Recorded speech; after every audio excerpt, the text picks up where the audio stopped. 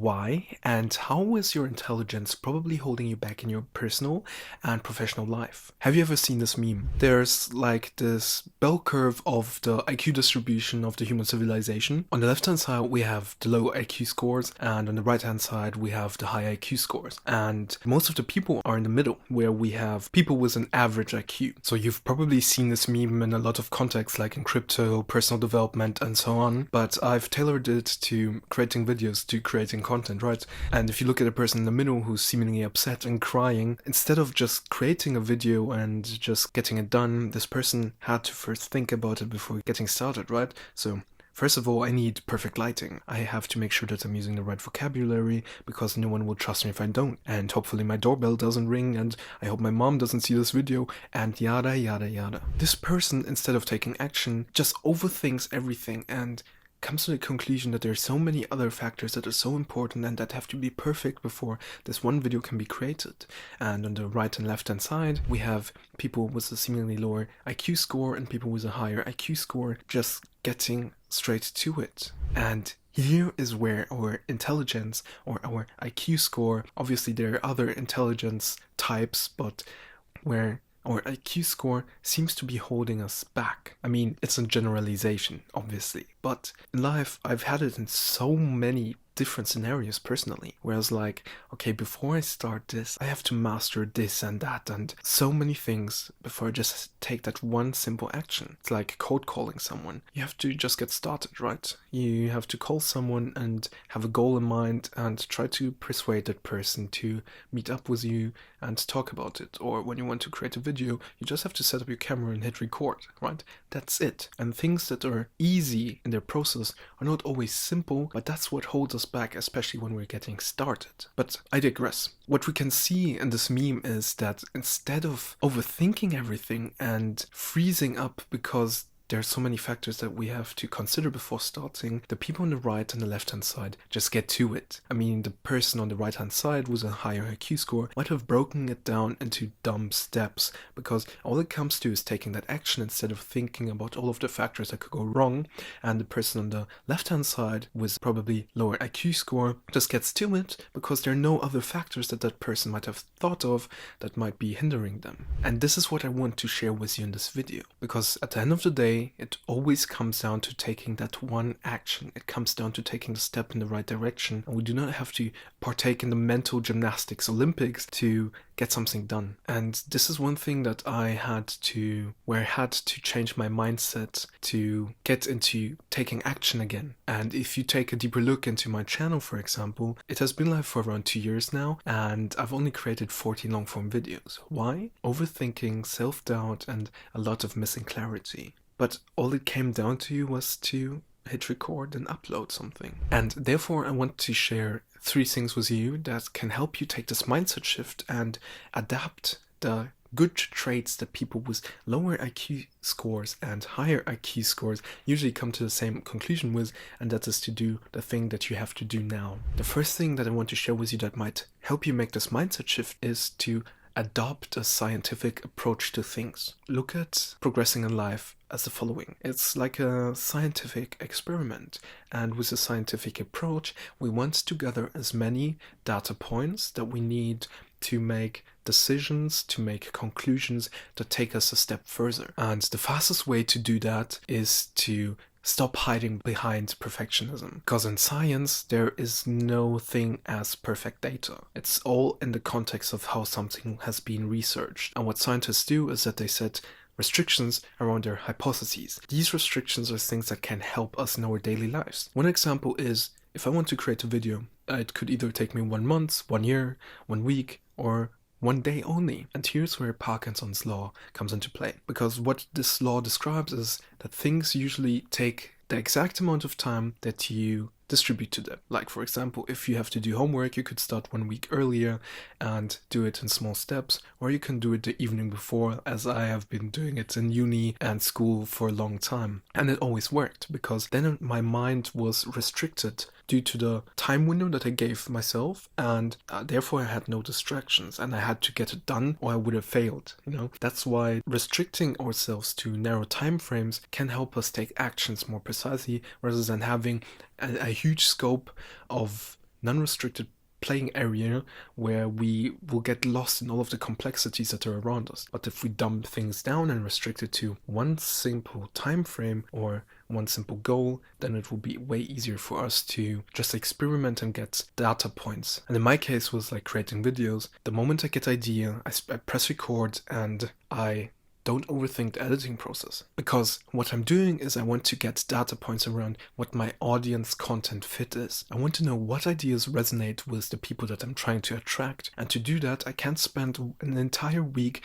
overthinking how to over edit a video if I don't know if the idea or the video that I just created is even the right video. And by restricting myself to improving my ideation process and how I appear in front of the camera, I'm getting more data points quicker than like creating 5 videos in the span of a year with bad ideas. But for now, that's what I wanted to share with point number 1, adopting a scientific approach. And the second mindset shift that we can make to dumb things down and to take action is to adopt a play mindset. Why a play mindset? Think of whatever you're trying to achieve as a game. In video games, we can level up our skill sets. You can focus on crafting, you can focus on your fighting skills, on whatever. And a lot of the times, you cannot focus on developing all of these skills at once. But you can find ways to integrate all of these skills that you want to improve into your day in a playful way. For example, you could focus on creating thumbnails or creating pitches for your sales calls late on in the evening when you have consumed a lot of knowledge during the day, and then you have time to experiment, to be creative, and to just let go of the pressure of having to perform. And if you do that with a lot of skills during the day, like for example where you have phases where you just focus on creating, having fun in front of the camera, or script writing, just having this playful mindset around improving your skills, then it will be way easier for you to make lasting progress than stressing over having to do something and adopting this average IQ mindset where everything could go wrong and you have to think about this and that for it to be perfect, right? And there's also this Naval Ravikant quote where it's about finding what feels like play to you, but looks like work to others. By finding this one thing that you can't stop thinking about, this, like for me, it's videos, right? I wake up, I have this idea, I go to bed, I have this idea, I can't fall asleep because there's always something in my head around this entire topic of sharing the ideas and the knowledge that I have learned with people and teaching them what I have learned and what might help them. Therefore, I think I've found this thing that feels like play to me, but for other people, it would just be work, and they would have a hard time competing with me because they would have to put a lot more effort into creating videos. Another point I want to share with you in this adopting a play mindset point is that you also have to find ways to challenge yourself. Because if you set high goals, like at the end of this year I want to create the most stunning videos ever, this pressure might get you further away from your goal than you actually want. By challenging yourself when you're, for example, editing a video or when you're writing a script, is by always trying to implement small steps that will increase your skill set, right? What copywriting framework can I try this time to create a script that is more engaging? Or what editing style can I implement now that doesn't take too long to learn that could level up my videos? And with that put, adopting a playful mindset is something that helps me shift my mindset from this overthinking, procrastinating, average IQ scored typology towards someone who's just doing the action, who's getting things done. And the third point that I want to share with you that will help in getting things done is to set a standard for yourself. What is the minimum standard that you want to have across all of your content that you create, all of the calls that you make, all of the decisions you make in your business, and what do you have to do to ensure that you always operate on at least this one standard? And when you have found out what you need to do, for example, for me, it's to create videos with the same standard. So if I one day create a video with my camera, and the next day with my smartphone, and then with poor lighting, and then with bad audio, then that's not a standard. Then it's just random activities that help me create videos, but the standard is not the same, and it might keep people from watching what I'm creating. And Therefore, by establishing the standard that I always record with my camera, that I record with proper lighting, that I record with my microphone in the right distance to my mouth so I don't have these plopping effects or whatever, I ensure that I have a basis to improve upon in the future. And by building this foundation, every time I want to level up, I don't have to make huge jumps and huge leaps, but every time I stack 1% improvements,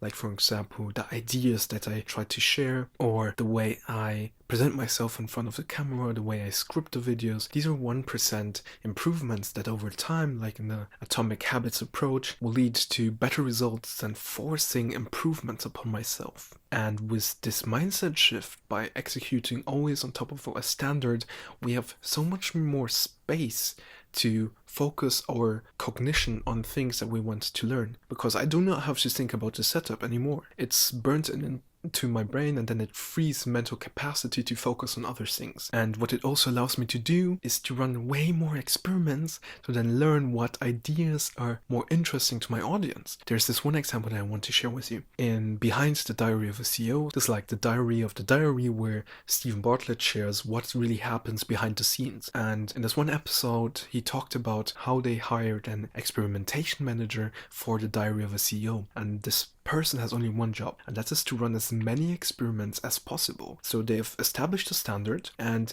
they're not throwing over their entire podcast with every new episode trying different things, but they're trying small, simple experiments that can increase the retention time. Like, for example, implementing a bar that shows how long a section will last that might increase the retention time of that certain section in a video. And by running these small experiments, Stephen Bartlett has a 1% improvement approach to his production. And with that mindset, it's so much easier to improve if you run experiments in the things that you're doing. Therefore, I hope that setting a standard for yourself and improving with small experiments with 1% atomic habits approach might help you become a better entrepreneur or individual at the end of the day. And with these 3 points that I've shared with you, being adopting a scientific approach and gathering data points, then adopting a play mindset and trying to find what feels like play to you but looks like work to others, and by creating a standard for yourself to improve upon while not overthinking and stressing about all of these aspects that you might be thinking about, we can become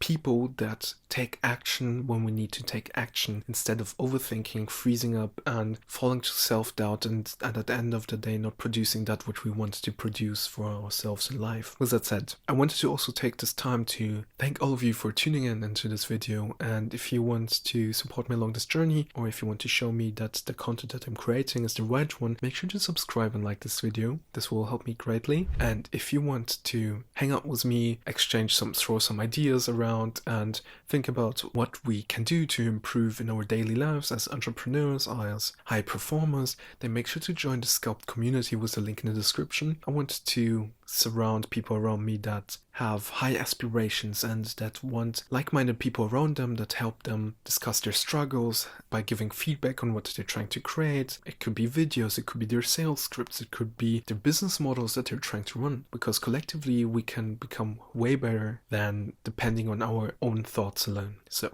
if that's interesting for you, check out the Sculpt community with the link in the description, and thank you so much for watching. Till the next time, cheers.